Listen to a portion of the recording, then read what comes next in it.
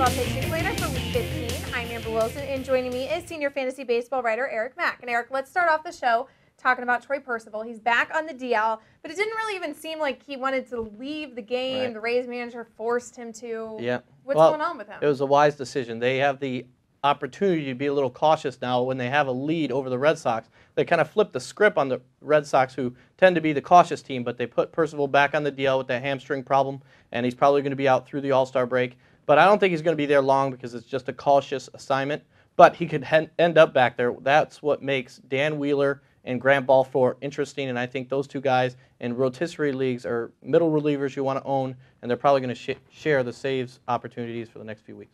After Brett Myers' grueling slow start, the Phillies demoted him all the way back to AAA. So what is their line of reasoning in that move? Yeah, it's to not send him to the bullpen. They still want him to be a starter because they sorely need an ace, and Brett Myers can be that. So he's going to work on what the pitching coach has him to work on in AAA with the pressure off. This week was just too tough a time to do it, playing the Braves and the Mets, the two teams chasing them in the division. So they're going to be cautious with Myers. I think late July he can be the equivalent of a trade deadline acquisition for the Phillies. So don't completely lose sight of Brett Myers. For now, pick up J.A. Happ.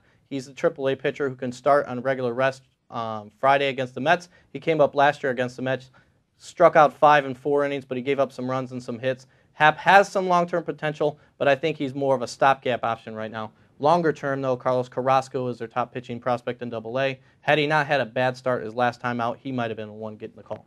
Okay, Sidney Ponson didn't do so bad with his first start for the Yankees. So in what leagues can we trust this guy, if any? Yeah, and Yankees pitchers who can go 6 innings and get quality starts like Ponson did in his first time out can be very good because the Yankees might not be scoring runs right now, but they're going to score a lot of runs with A-Rod, Jeter, and all those veterans hitters in that lineup. So Ponson can be useful in any league, and I think you can trust him. He has a 3.5 ERA with the Rangers even, and that's a pitcher's park that he was pitching in before. So Ponson certainly is useful.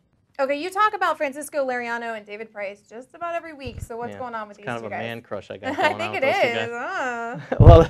Well, Liriano and Price, they are must-own in any leagues where you can afford to wait a few weeks. Their last starts in Double and AAA, respectively, were outstanding. These two left-handers can become big-time winners for two teams that are very hot in the pennant race right now. So I think you got to own these guys because the potential is just enormous. Okay, we have to take a quick break, but when we come back, we will look at some two-start pitchers, so don't go anywhere.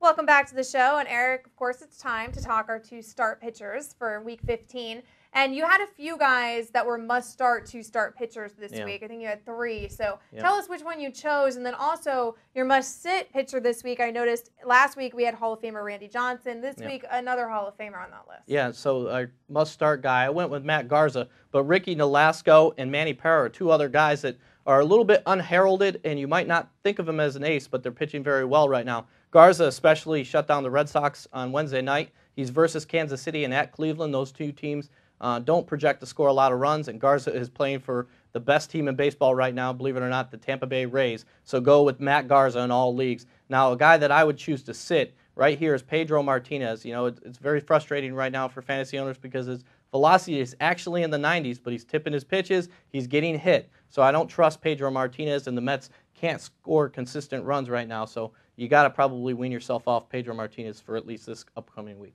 All right, let's talk two-start sleepers, guys owned in less than 50% of CBSSports.com leagues. Yeah, and I got a guy here, Mike Pelfrey, that's been on this list quite a few times. He is actually pitching pretty well, winning the last few starts for the Mets. There's a lot of potential there, and owned in only 25% of leagues. That's a good buy opportunity for a young pitcher who can throw 97 miles an hour. And also, Jorge Campillo in the same division.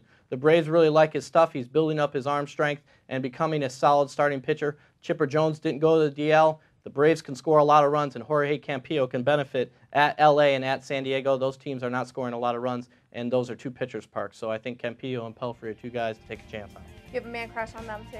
I got so many man crushes. All right, well, thank you for all of your advice, Eric, and thank you for joining us. That'll do it for us for now. Keep your mouse right here at CBSSports.com for everything you need to know in the world of sports. And if you missed anything here today, stop, refresh, and rewatch. For Eric Mack, I'm Amber Wilson, and good luck with your rotations, guys.